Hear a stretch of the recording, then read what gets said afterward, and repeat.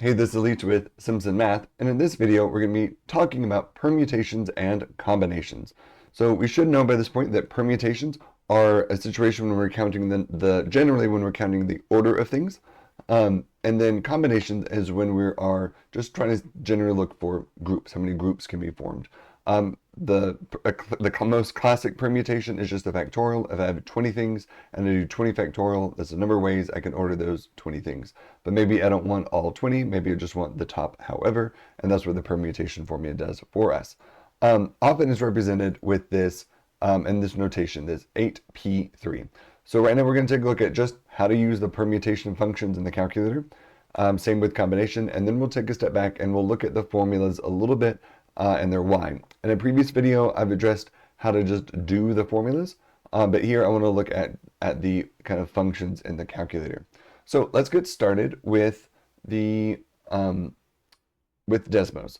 So I'm going to put my cursor over here. I could just type in NPR, but let's find it in the functions first. So I'm going to open up functions here.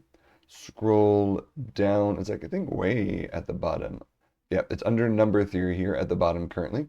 And I'm just going to select NPR. Notice the P is capitalized, and that is important. So I'm going to do the select NPR.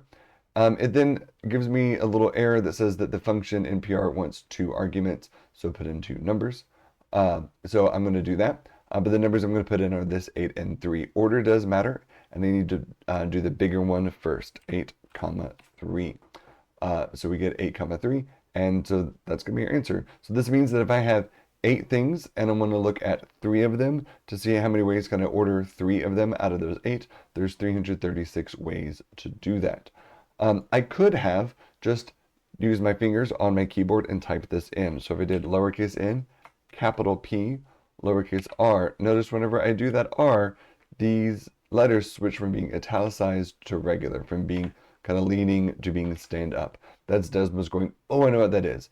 It does want the parentheses. If you hover over the cautions, like this is a function, we typically need a parenthesis after that. So open a parenthesis and then type in our values. All right, let's see how we can do this on the 84. On the 84, I'm going to go to Math, arrow over to Probability, and then select NPR. On these more newer versions, I think your operating system has to be like 2.55 NP or higher. It then looks like this with the option in kind of in a subscript form because it's going to kind of match what we have over here. So let's do this. Type in the 8, arrow over, and type in the 3. If you have an older version of an 84 or an 83, then you might need to type in the 8 first, then do NPR, and then it would be 3. It would look like this. It won't work on Desmos, but you would do 8, and it kind of looks almost like a space. NPR appears, and then you type in the 3. That's how it looks like over here on the 84 on the older version. All right, then we press enter, and we get the same 336 that we saw over here. One other spot, just so you know where the NPR lives, if you hit alpha y equals, NPR does live here. It's that 7 option. So you do NPR, and then that's also how you can get the 8, arrow over, 3. All right, let me put in my 336 and move on to the next question. So this time it's a combination. So this is 13, that C3. I tend to choose that. I tend to read that 3. Let me start over. I tend to read that C as choose. 13, choose 3. I have 13 objects. I'm just choosing 3 of them. How many different ways can I choose? So I'm not trying to find how many ways can I order them. I'm just trying to select them. So let me get my calculators back up here. All right, so whenever I went to the calculators, I went to the function list on both of these. You probably saw the NCR. So there's NCR with a capital C. This is 13, 3, and there's 286 of these over here. And again, I could have just typed in capital CR. On-screen keyboard, switch to your ABCs, and you could do the same thing. Could have done lowercase n, capital C, lowercase r, and then return to your parentheses, 13, 3, and we get the same thing.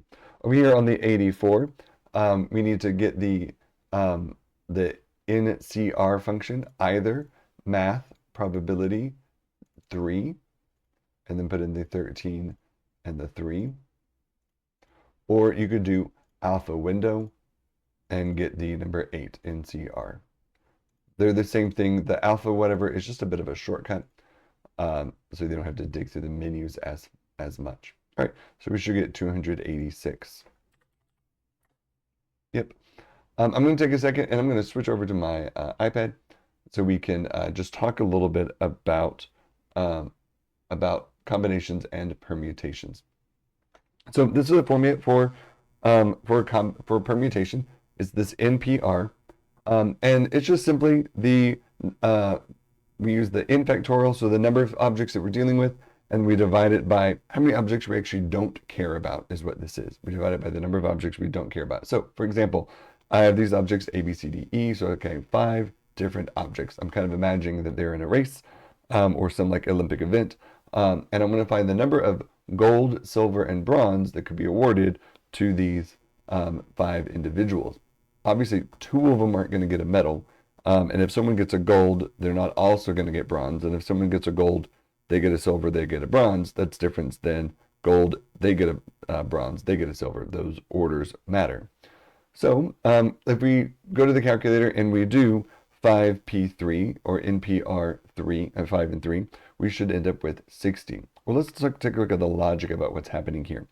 So what this is saying is we're doing that numerator first is this 5 factorial. So if I have these 5 people, 5 letters in a race, if you think about this, when the race starts, 5 of them basically could cross the finish line first. Like, well, not all 5, only one's going to cross the finish line first, but any 5 of them could be the one who crosses the finish line. Imagine this may be a longer race. Then one of them crosses the finish line. Yay, they win gold. How many are next available potentially to cross the finish line? 4. Once that person's claimed silver, how many people are available to claim bronze? 3. Once someone's claimed bronze, how many available to claim 4th? 2. And then the last one is then getting that 5th place. So the idea is this is the number of ways that we could order those 5 ways total to finish. But I don't care about the 5 ways to finish. I just care about the top 3. These bottom 2 are dead to me. I don't care. The 4th and 5th places could switch places. Don't care. I'm just looking at the medal winners. So I'm basically just going to get rid of them and just look at the 5, 4, 3. By me saying I don't care about those, mathematically what we're doing is we're dividing by how many we don't care about. That's why I'm dividing by 5 minus 3 or 2, because I care about the top 3. I don't care about the 2. So when you do the 5 minus 3, that's where that 2 comes from. When I think about orders and permutation, I often think about these blanks. So how many people could cross the finish and get gold before the race starts, before things are happening? How many of them could claim gold? 5. Once someone has claimed and secured gold, how many could get silver? 4. How many could get bronze? 3. Don't care about the rest. 5 times 4 times 3 is that 60. Using the formula 5p3, we can put 5. That's our n into the numerator 5, and this is 5 minus 3. 5 factorial divided by 5 minus 3. That's where we get this 2. This 2 is the number of things I don't care about. I care about the order of 3 of them. I don't care about the order about the others. In this case, it's the other 2. So look what happens when we end up doing this divide by 2 factorial.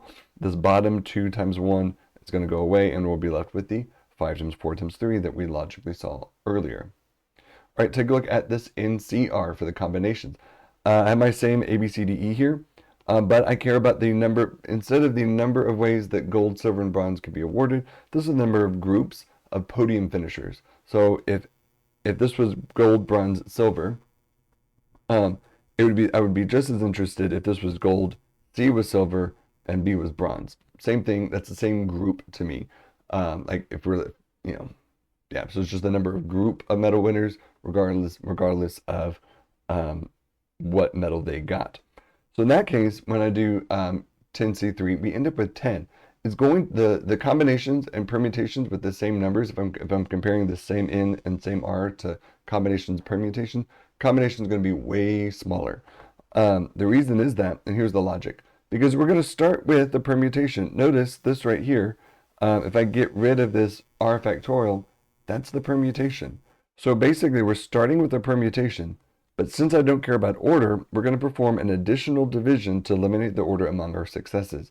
So what we did earlier, we had 5p3 to get 60, but I don't care about the order, and so how many different? I have three things that I have three medal winners. So how many ways could I sort those three things? Well, that's 3 factorial. So I'm going to divide out 3 factorial or divide out 6. So I'm doing 60 divided by 6 and getting 10. Or a way you can think about it, it's this NPR just divided by an extra R factorial. So we're dividing out the order of what we did care about, because I cared about the order before. I don't now, so I'm dividing out the order among what's left. So here, when I do this division, notice this 5 minus 3 should be the same. This is the only thing that's new. We should always be able to reduce out this bottom part pretty quickly.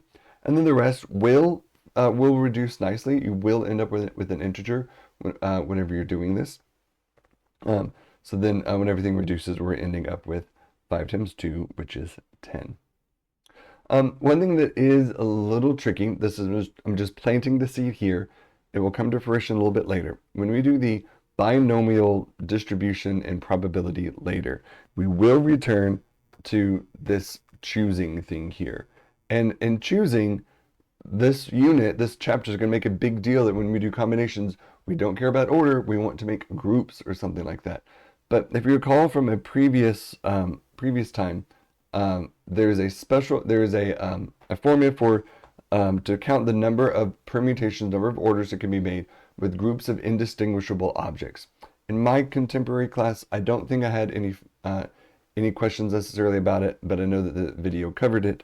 But it was this formula. We have our n factorial, so the number of things we have total, divided by number of indistinguishable groups from one group, number of indistinguishable groups from the next, so forth. Well, the combination is actually a special case when you just have your entire system can be broken down into two groups, like success and fail, and each of those are indistinguishable. So notice if I'm going to zoom out just a bit, n factorial, so that's the number of total things, divided by a and b is not formal. I was just grabbing a letter that just doesn't really mean much. So a factorial would be my number of successes. So these would be the number of medal finishers. And then b factorial, the failures, those that I don't care about, those that didn't win a medal. And how many ways could those be ordered? In this case, 2 factorial. So notice that this does line up with this whenever we just actually only have 2 groups. So in that case, it is a version of a permutation when when your entire group, your entire sample set can be split into 2 groups, and all the objects within those are indistinguishable. All right, let's switch over to, for my contemporary students, we're going to look at 5 and 6.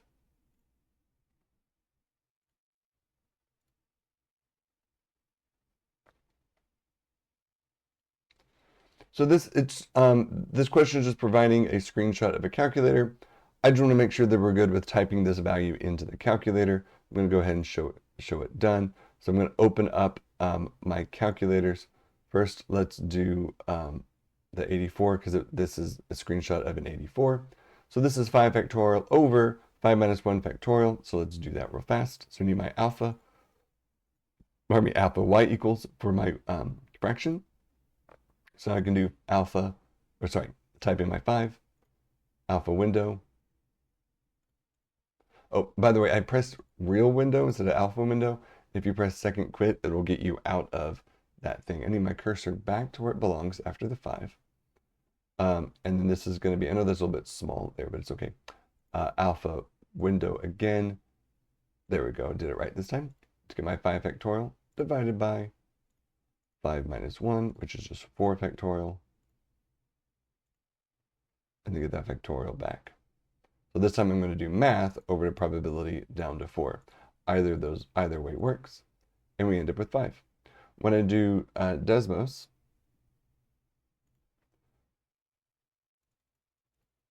similarly, do my fraction, 5 factorial, so 5 exclamation point, I just did shift 1, 5 minus 1, close my parentheses, shift 1 again, and we get our 5. All right, let's do this one.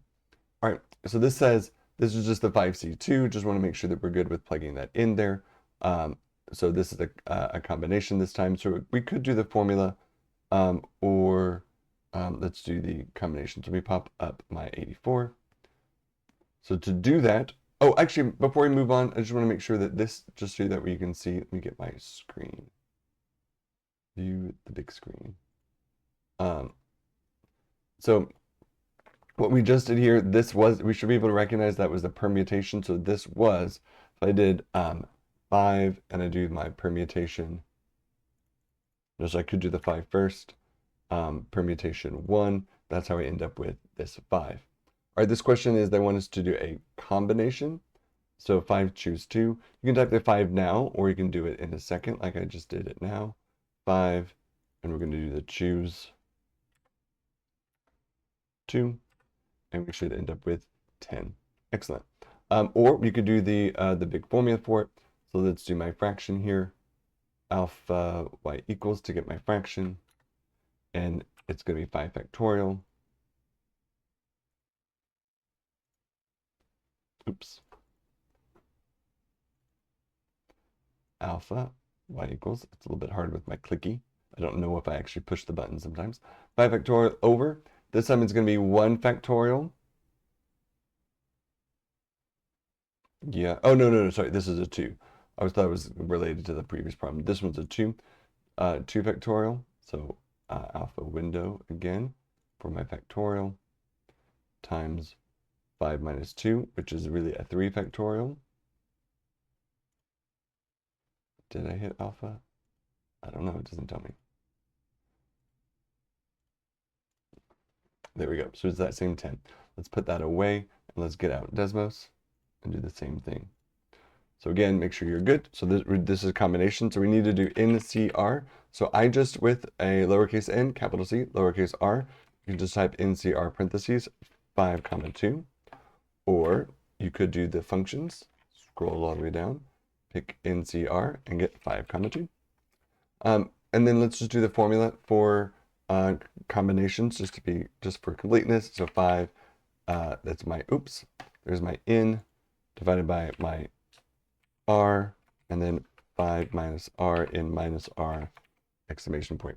So either you can do the formula or do the function. I would just do the function, as long as you know that's the function. So then just do NCR versus NPR. It sometimes is helpful to be mindful of them. I typed this in twice. Oops, let me undo that and change this to P. So if it changes to a capital P, just highlight, change it. There's nothing sacred on this. It's just reading the input. And so notice that this is a permutation, changes to NP2 or 5P2. This is a permutation, this is a combination. The permutation is going to be bigger than the respective combination. So combination, order typically doesn't matter. Permutation, order does matter. Often, if I'm doing a permutation problem on something like this, I would probably have just done, oh, I have 5 things with 2 successes. I just care about the first 2, so 5 things and then 4 things, and that's it. I would just do my blank approach. It's just easier for me if it's something small. If it's something big, do the function. But I was rambling about saying, oh yeah, so just you need to know, is this a permutation or combination, because it does matter. So if order doesn't matter, then you're going to be doing this extra division here to get rid of that order. So make sure that's kind of helpful for you thinking about that. Like, am I trying to make this smaller than it just being 5 times 4 times or whatever? All right, I'm going to stop rambling. I hope this helps wrap up your understanding a little bit of permutation and combination, or at least especially save some time when it comes to these formulas. All right, take care, and I'll see you in the next one. Bye.